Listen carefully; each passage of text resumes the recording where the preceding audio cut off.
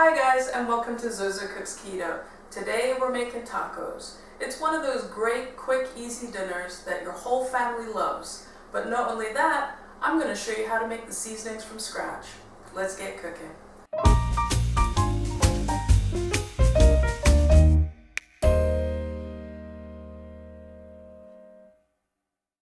For our taco seasoning, you'll need a 1/4 teaspoon of each garlic powder and onion powder, 1 tablespoon of chili powder. Now this may seem like a lot, but trust me, it won't be too spicy. 1½ teaspoons of ground cumin, 1/2 teaspoon of paprika, a 1/4 teaspoon of dried oregano, and finally 1 teaspoon of each salt and pepper. Pop these spices into a small bowl and give them a good mix. And we're done. This is our full taco spice blend.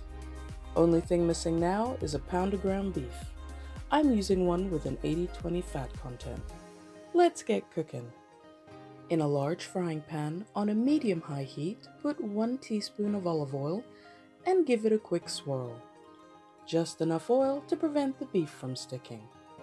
Add the beef to the pan and with a spatula, begin to break down the meat. Continue to do this until it's all nicely browned and cooked through.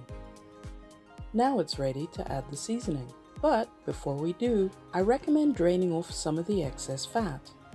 Even though this is keto, if you have too much fat in the dish, it will make it quite oily and unpleasant. There, that's better. Add the spices along with a 1/4 cup of water. Now mix until it's all well combined. Continue to cook the beef until all the water has evaporated. And we're done! For my taco shells, I've decided to use romaine lettuce. It's quicker than making tortillas and lower in carbs than anything you can buy or make. Let's dress these tacos. Add the beef.